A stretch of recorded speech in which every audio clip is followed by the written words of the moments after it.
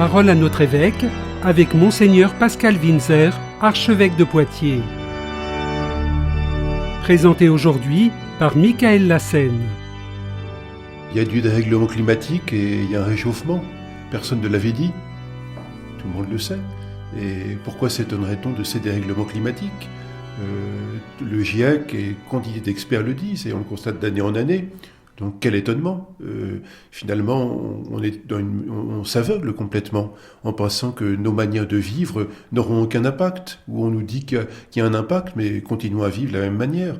Et on voit comment un certain nombre de professions sont désormais impactées. Et puis aujourd'hui même, dans cette fin d'été très chaude, on voit comment des incendies se déclarent, alors qu'habituellement, à cette période, il n'y en a plus. Donc il y a une question qui dépasse les seuls choix des personnes, des agriculteurs ou des circuits de distribution. Alors on s'est caractérisé, et sans doute c'est bien, avec la COP 21. Et voilà, je le disais la semaine dernière, comment, et c'est pas qu'une question nationale, mais comment déjà dans les programmes nationaux cette question de choix de société, parce que c'est bien ça, de choix de société est prise en compte. Je le prends aussi pour moi-même. Ce matin, donc, je suis allé aux obsèques du Père Bailly-Barrel, et en rentrant, il fallait que je fasse quelques courses. Je me suis arrêté dans une grande surface, et en effet, j'ai acheté des produits qui sans doute n'auraient pas l'agrément du CMR, c'est-à-dire des chrétiens en monde rural.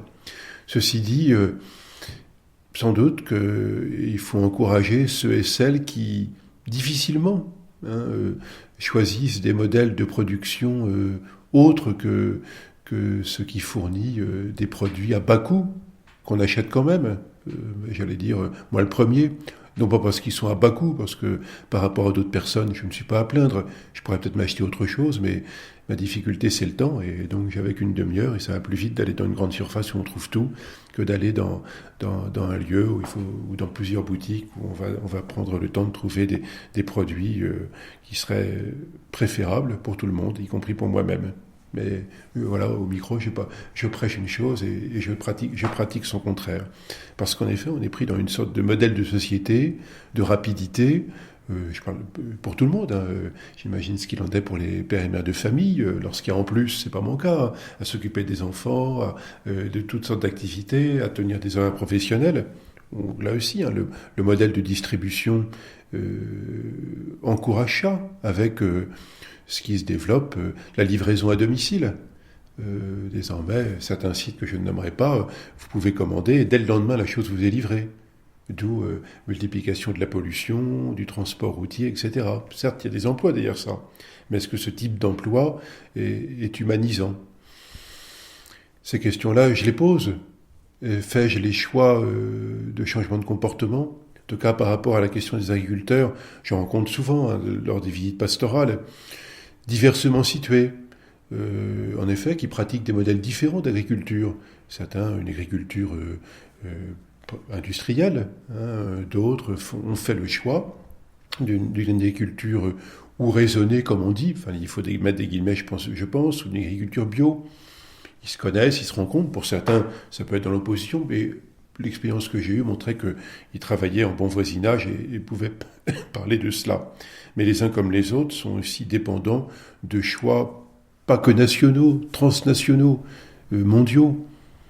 S'ils veulent rester compétitifs dans une économie mondiale, peuvent-ils tous choisir un modèle de production bio ? Ces questions-là, je les pose parce que, je l'ai déjà dit maintes fois, j'ai découvert l'agriculture à 47 ans. Jusqu'à cet âge-là, je n'avais vécu que dans les grandes villes. Donc j'ignorais tout ce monde-là. Donc dans quelques temps, là, je rencontrerai un certain nombre d'agriculteurs du côté de Parthenay, avec le CMR. Donc je les écouterai. Voilà, et j'essaierai pour ma part de relayer ces questions, celles que je me pose. Mais vous voyez bien qu'elles dépassent ce que je peux dire ici, derrière un micro, devant une caméra et autour d'une table. Les enjeux comme ceux du climat qui sont liés sont bien plus importants. Mais il faut croire que notre poids de citoyen, ou nos choix de citoyens, même très locaux, ont un impact et conduiront des changements de société, si on les souhaite.